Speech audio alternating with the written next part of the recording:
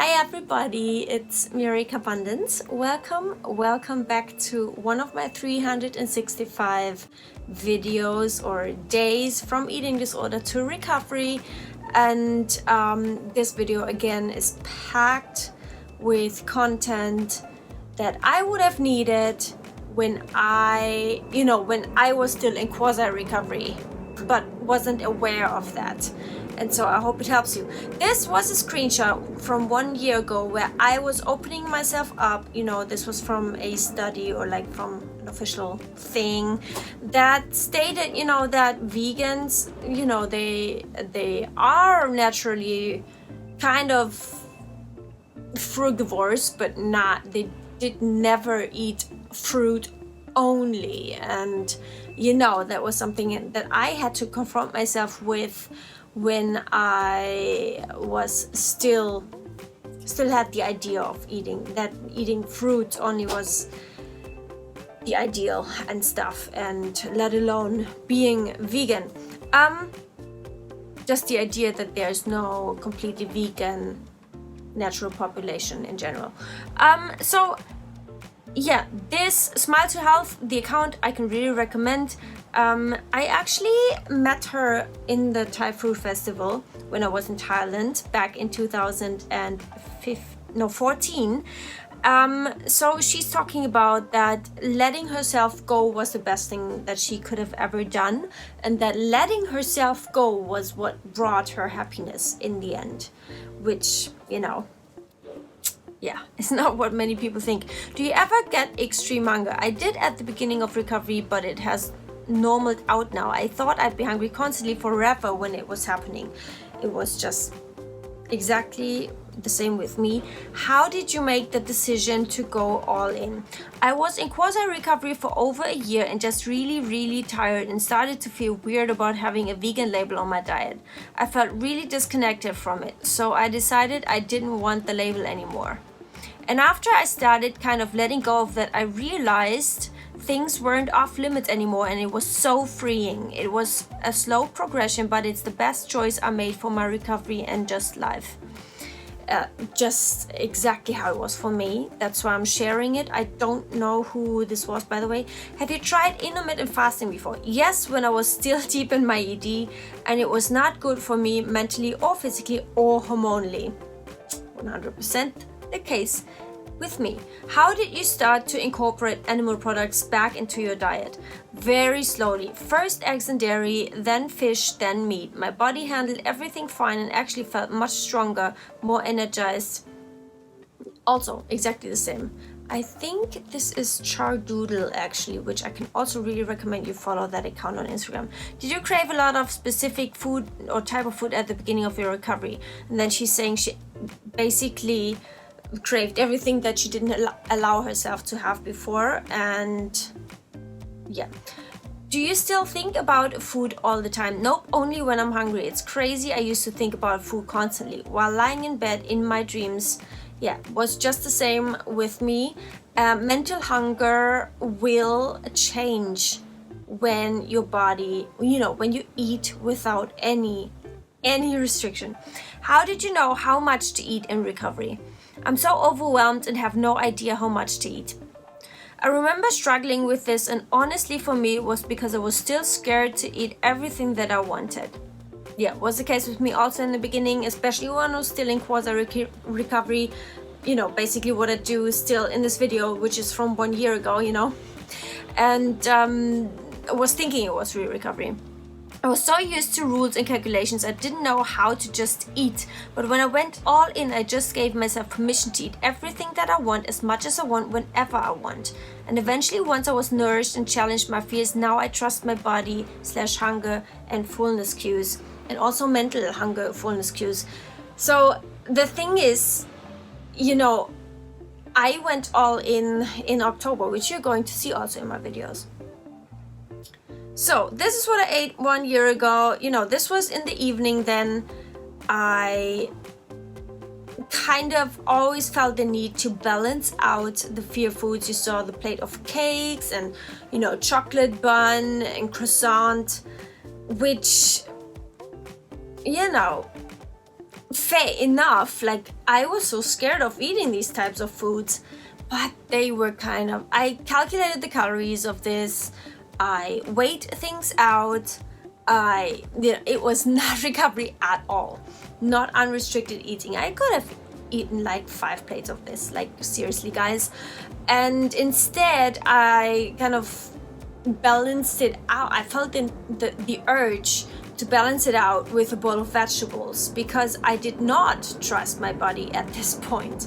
I did not trust that these foods did not make me addicted, but it was only the restriction. This is the next day. I had like 1 year ago, just a reminder, this kind of watery oats bowl. I would have wanted to start my day with fear foods. Like at this point in time, I was still, I was challenging all of these fear foods, but I was eating them in the night, like at the end of the day, which felt much more doable for me. Why? Because it is an eating disorder thing. It kind of feels like you're still having some calories left, which is disorder thinking all the way through. I eat too much carbs every day. Help. Are you eating enough plant fats? Not enough of those usually leads to feeling unsatiated, and even after eating tons of plant carbs, make sure to add fats. And so, I was still having to make myself let go of that fear of fats. But also I started to wake up to the fact that, well, maybe it's not real recovery if I restrict literally myself to plant fats then, or to whole fats, and then also to plant fats. So this is another night, another free food plate, Nutella and cheese and butter below was what I craved very, very frequently at the beginning of my recovery. You can see the progress in spreading on the Nutella, because when you saw videos from me before, when I was sharing what I ate 1 year ago, it was I was very skimpy on that. 2 ingredients, vegan cheesecake. I was craving cheesecake big time at that point. And but who wants a cheesecake without the crust? Like the crust makes the cheesecake a cheesecake, you know what I mean? And also soy yogurt, I'm sorry, but it does not, it's just not a replacement for the curd, like the quark that actual, at least German cheesecake is primarily made of. And but yeah, these screenshots show I was mentally hungry. I took these screenshots on these days, that's why I include these in these videos. Another bowl of oats. Oats also always a big, like a safe food for me, because, and also fruits, like especially those water-rich fruits like peaches and watermelon, and it's like you feel like you eat so much, but basically you're just eating a lot of volume. You're not eating a lot of, also body checking here, right? Taking photos of yourself and legs. Don't ever think that Instagrams or influencers only, like, they just take photos of their legs accidentally. It's like probably not what's happening. It's probably for a reason, to show off or to show themselves, like body checking and stuff. You see a lot of health professionals move from a weight-centric approach to a health and at every size and intuitive eating approach, but not the other way around, which tells a lot. And I just found that very interesting, because it basically ties to, what I also realized, like there's no one who ever fully recovered from a restrictive eating disorder who regrets it. Like there's no one. I don't know of anyone, and also I have heard many people talk about this who are coaching people. It's just not, it's not a thing. But ironically, many people are thinking about, I'm gonna regret this. You're not. Chocolate croissant, a donut, these were the things that I was craving so much, but I was not daring to eat these the whole time. I was still thinking I have to keep on my balance. I have to just include all of these safe foods for the fear foods to be justified. Which is not real recovery. It's not unrestricted eating, you know. Yes, I love fruit. Yes, I love oats. But I was so scared of so many things that the thing that I should have done was actually using every moment and every opportunity to actually face and challenge a fear food.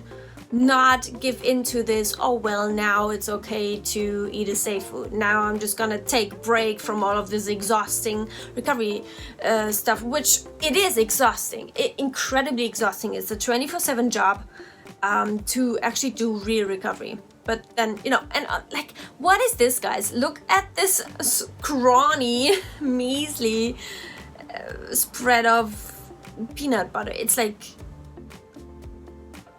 I was probably trying to, you know, I had maybe some curries open, and then I, you know, just some curries left over, and so, but it didn't suffice for more of the peanut butter, which I knew it deep down inside that was not real recovery. But yeah, that was all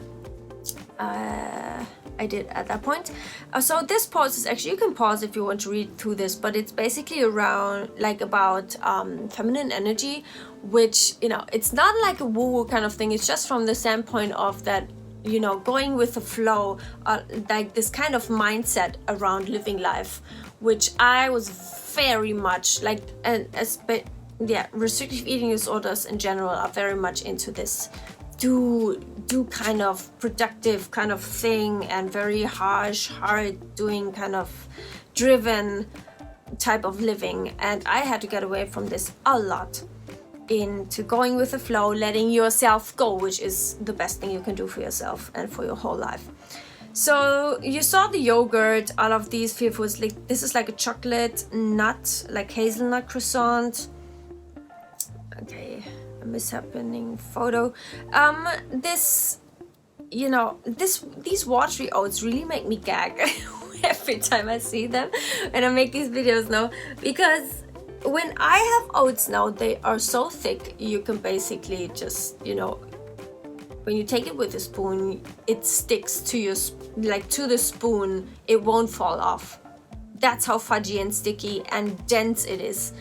And still, the main thing I want to point out here is, it is a problem when you're saying you're in real recovery and still eating your safe foods. I mean it. It's like, yes, in the long run, like when you are fully recovered, when you are not afraid of weight gain anymore, not afraid of calories anymore, no matter how many, no matter which food and whatever, no matter how much you weigh, then yes, you can eat anything. Like that's what it's all about. You can do whatever you want to do when you're fully recovered. But as long as you're not, it's all about rewiring all of these fears and really eating what you're scared of the most. This was my nightly plate of fear foods, which, you know, it's just such a shame. I really had to overcome this by, you know, eating fear foods early in the day, not delaying them, not balancing them out with other stuff, not calculating them into my calorie, you know, permitted calorie range. It's just really sad. It has nothing to do with real recovery. It was quasi recovery at its finest, but at the same time, I was actually eating these fear foods, and it did rewire some tiny little things in my brain. You know, it all started there somehow, but I had a long way to go, okay? That's what I want you guys to see here. Also in the next weeks, you're going to see there's going to happen so much. Also, so many steps toward real recovery. So stay tuned for that. You saw the coffee there, the milky coffee, what it was supposed to be. More water than milk and coffee, which, you know, yeah. I mean, like a latte is supposed to be like really rich and creamy, and just like that. When I was having a latte here, like coffee with milk, it was basically like a tea with a tiny splash of milk, which is still confirming the idea that calories are to be feared, and there's such a thing as too many calories. You saw the dates there. Yes, they're calorie dense. And you know, I for one never had a problem with carbs. Like carbs were my safe food. You know, I was most of the time. Okay, let's get into this. Sorry. Okay, this is about what helped her with Crohn's. Potatoes, sweet potatoes, bananas, extra ripe, coconut water, carrot juice, white rice, refried beans, dates. It's basically all of the fear foods that I had. And I mean, that's great when it helps someone with their digestive problems. But the thing is, I really had to overcome. This was kind of a screenshot that fed my fears. Like I was afraid to eat, like these were my safe foods, and I was afraid to eat other things because I was afraid they would give me digestive issues. And in the long run, I had to really come to terms with, well, it's not about the food. Like what it turned out throughout my recovery, that it's not actually my digestive system that's not able to cope with things, but the restriction that made my digestive system unable to cope with things. You know? Does that make sense? Okay, fear food plate, brownie, Nutella. Is that granola? No, it's actually kind of like hummus kind of thing, maybe. It's butter on croissant. It's just so sad because I mean it looks so brave, and it was also very brave and courageous of me to eat these things, and believe me, I was very frequently crying over these plates. You know, this brownie, great, and I applaud myself for that, but what you don't see is that this was estimating, calculated into my calories, and much of it was weight. When I eat extra at some point in the day, I obviously don't compensate by missing food elsewhere. My body can sort all that out. It doesn't need my brain to interfere. Period. Mic drop. My metabolism is slowed down. How can I increase it? That's a myth, and it doesn't exist. If you want to lose weight and you have the feeling nothing works, you can do the following, and then you know this person will list basically all kinds of ways how you can restrict calories more effortlessly or burn more calories. Intermittent fasting and stuff and all of that shit.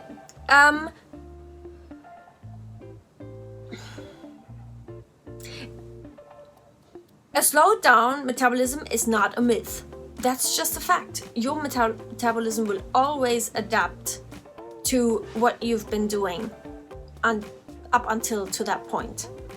That's a fact. That's not a myth at all. Maybe, you know, maybe she means that it doesn't actually fall asleep. And I will give her that. Yes, your metabolism will not fall asleep because it's not a human. But yeah, you know, I just wanted to point that out because it's not a myth. This used to be the perfect body in society. What happened to that? Yeah, what happened to that? This body is absolutely gorgeous. Look at those curves. Why do people shame bodies that look like this now? Yeah, and it shows Marilyn Monroe, like, she used to be considered one of the most sexiest bodies, and I myself, like, I don't think it is healthy to strive for being sexy, and I also don't think that's also not my values. I think that's very worldly, but yeah, what happened to that? Like, why is skinniness?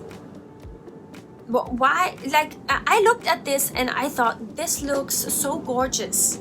Why can I not imagine myself to be gorgeous with this type of figure, with this type of physique? And I just actively opened myself up for, well, maybe I can also look as gorgeous when I'm 20 kilos or even 10 or 5 or 30 heavier. I want to travel, I want to ride, I want to take pretty pictures in fabulous places, I want to talk to handsome strangers, I want to see what life has to offer outside of this cozy little box I've been in for so long. And for me, it's about the last sentence. It feels cozy, it is super unhealthy and super unglamorous. The box, isolated box of eating disorder. But you know, I just screenshotted this because it reminded me of the sense of adventure that my real self actually always had, and now has so much. I can live it again. It's just something that your eating disorder will totally, like 100% take away from you, because it feels cozy in all of the routines and every day is the same, and just like, you know, the rituals, and it feels like you're just like a machine going through the movements, literally movements. Positive affirmations. The parts I am picking on could be completely natural, healthy, and something I don't need to change. Let that sink in. Write it down, because chances are that's how it is. Another meal, another ice cream. What I should have eaten then when I was craving ice cream then, like, yeah, was actual ice cream. Like the ice cream that scared me the most. Ben & Jerry's, Haagen-Dazs, Magnum, all of these things. Non-vegan ice cream, non-whole food ice cream, non-homemade, self-made, Vitamix blender ice cream.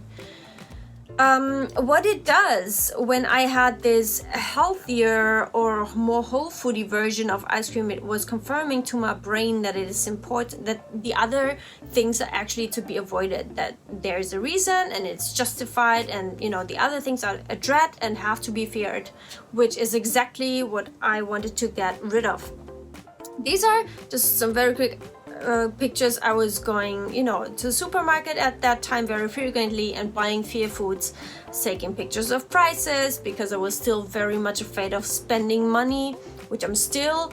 I'm actually targeting right now in my life to get rid of the fear of spending money on myself, which I was never able to do that at all in my life. Okay, hummus, Nutella again, croissant, donut. You know, I was craving these things so much, and truth is I should have eaten that from like the whole day basically, but I wasn't at that point, and that's why I'm showing you all of the journey throughout the year.